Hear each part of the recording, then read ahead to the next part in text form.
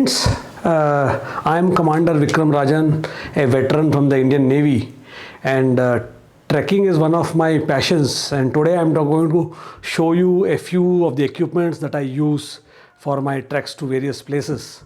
And I will also try to explain to you what is the importance of it and how you plan, what you should look at when you are going for any kind of trek. And this is my small kit which I have collected over a period of time, and just showing you what all I have got, and you can take on from there and try to build up your own set, because all sets is individual. What is your preference? What do you like? Whether are you cost sensitive? Are you brand specific? Or are you a person who is more keen on the utility factor of all the equipment? And as far as I am concerned, all these three things, has its own importance. And sometimes I go for the brand, sometimes I go for the utility, and sometimes I go for the cost. But however, the whole thing is there, the very, very specific field, lot of various products are there. So I leave it with the choice with you people as to what do you prefer. So first let me start with the main thing for any trekking. Yes, that is the backpack. So here I have with me this backpack. This is one of the top rated backpacks in the world, which is an Osprey backpack, and a lot of professional trekkers all over the world use this backpack. And again, the model which I use is a Aether 70 liters backpack, and it has got some unique features which I will try to explain to you what you should look at when you are trekking. So this is a 70-liter backpack. It has got two sets, one here and then another small backpack which you can remove whenever you are going for a day trek, and this can be removed. Otherwise, say you go for a trek, you are camping 4 or 5 days in one place, and thereafter for the summit you have to go and come back in a day. Thereafter you remove this, take your thing, your small one-day pack, and then you can go. Otherwise the whole pack comes here. Again, it has got two sections, one section here and the back section here. This is where the place for the sleeping bag will come. This is where the place for the sleeping bag. This is a sleeping bag cover. I will show you the sleeping bag after some time. This is where the sleeping gear comes in this thing. And once you close this, thereafter the sleeping pad comes on top of it. Okay, and then you also have an access.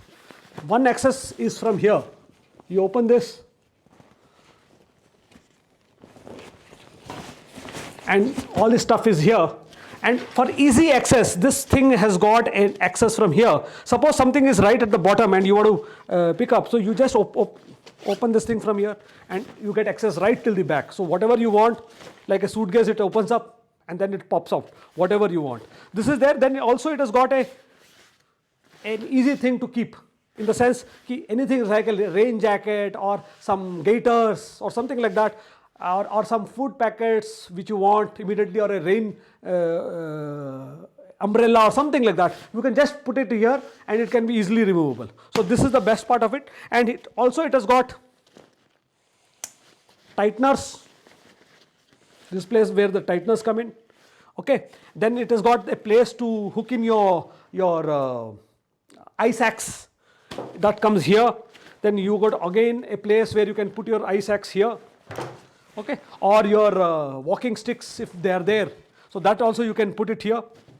Okay, and the next important thing is the back. This is where the whole technology of Osprey comes into the picture, where this is suspended, the weight is completely taken by this part, and it is an anti-gravity setup, and the mesh is there so that you don't get the sweat, and the backpack is not sticking on to you when you're walking. So it reduces the overall weight.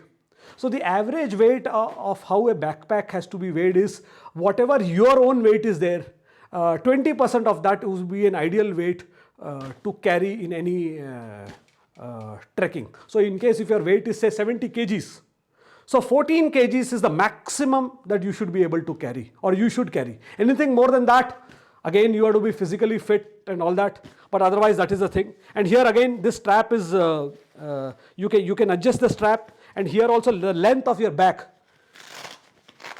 this is again a Velcro based system. I'll show you. You can remove it and adjust it depending upon this grooves which are there. You can adjust the length, and then we don't have the facility in India. However, this has got a metal base inside that which can be molded to fit on your waist so that it can comfortably sit. So the whole idea is to make it sit right above your hip joint here, so that the whole weight is taken on that, and thereafter you have the backpack. And this is where it's again you got small covers, places to keep your daily needs when you're trekking and things like that. Here there are two places where you can keep. Then it has also got a whistle. When you're walking, you can whistle like this. So when you're walking, it comes right here. When you're going, and you can whistle and call the other person. So that one feature is available, which is here. Again, this is what I was talking about. You can detach it from here. If you are going on a day pack, and it becomes a complete separate travel kit for you, you can just attach it here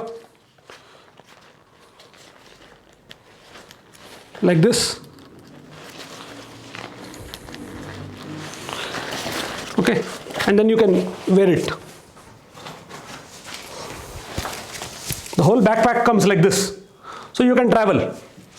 And one more feature it has got is, in case you're trekking and you're feeling thirsty, then you got a place here.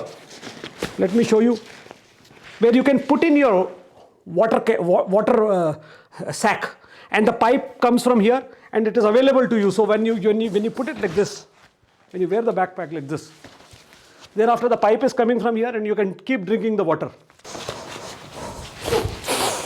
This is how it will look like for you. So the shoulder, you should ensure that the shoulder, once you tighten it, how do you tighten it? You take it, pull it, so that the shoulder is right packed out here. So the whole weight is taken by this shoulder and this waist. So this is how you should go for the trek. One important thing that you should carry with you is this rain cover. So because generally the rucksacks, very few companies make a waterproof rucksack which are branded. A lot of unbranded ones you do tell that they are waterproof. Otherwise you should carry a rain cover again, so that once you're going, you can cover it up, and thereafter your rucksack is free. You can wear it. You can wear your rucksack, and then it is safe. It's completely waterproof thereafter. Okay, so this is what I wanted to show you.